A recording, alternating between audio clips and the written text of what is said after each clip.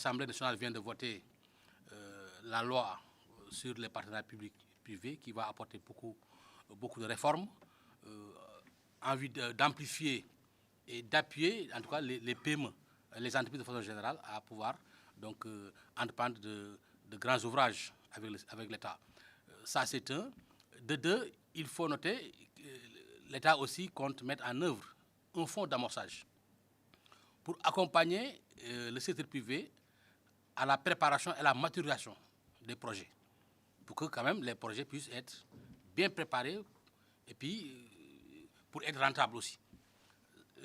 L'État aussi, en dehors de ce fonds d'amorçage, il y a le fonds d'appui au secteur informel qui va appuyer les PME de façon générale, mais aussi le secteur informel. Sans compter un mécanisme financier de montant de 300 milliards que l'État compte mettre en œuvre, toujours pour appuyer les PME dans le cadre de la relance économique.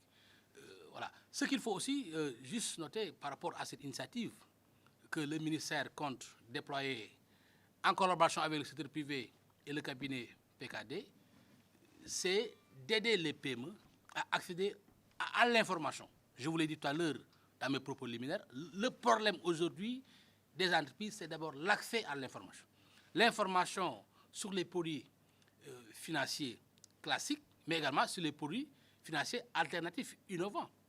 Les jeunes et les femmes ont besoin d'être accompagnés pour comprendre ce qui se passe dans les marchés. Qu'est-ce que le secteur financier offre? Qu'est-ce que les structures financières décentralisées offrent, en tout cas, à la PME. Donc, toutes ces informations-là, parce que ce sera l'occasion de les partager. Nous allons aussi convier toutes les structures de l'État qui gèrent aujourd'hui des mécanismes financiers que l'État a mis en place pour accompagner les entreprises. Le premier pas, d'abord, c'est d'abord l'accès à l'information. Après l'accès à l'information, nous allons travailler pour aider les PME à rencontrer des experts dans ce secteur financier pour ficeler leurs projets et puis voir comment accéder donc, à ces crédits.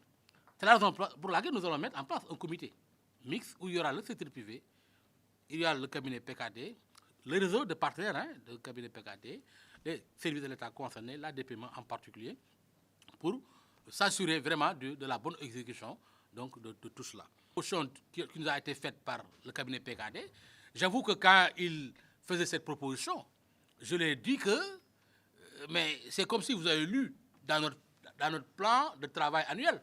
Parce que nous, dans notre plan de travail annuel, on avait prévu d'organiser les rendez-vous du financement au grand public. En tout cas, en faveur du grand public pour les permettre d'accéder à l'information sur les possibilités de financement. Nous avons même envisagé de rédiger un guide d'utilisation.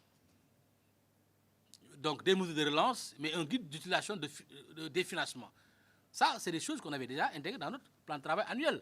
Et si un cabinet, je ne dis pas ivoirien, mais sénégalais, parce que communautaire, on partage le même territoire qui est l'UEMOA, je dis, s'il vient nous faire cette proposition, nous ne pouvons que prendre donc, cette proposition de gaieté de cœur et puis voir, en collaboration avec tous les acteurs impliqués, comment faire de sorte que cette première étape soit une réussite, mais également la deuxième étape qui est le rendez-vous du financement organisé en faveur du grand public, aussi soit aussi une réussite pour permettre aux Sénégalais, en particulier aux femmes et aux jeunes, d'accéder à l'information sur les produits financiers offerts par le secteur privé, bancaire, mais également offerts par l'État.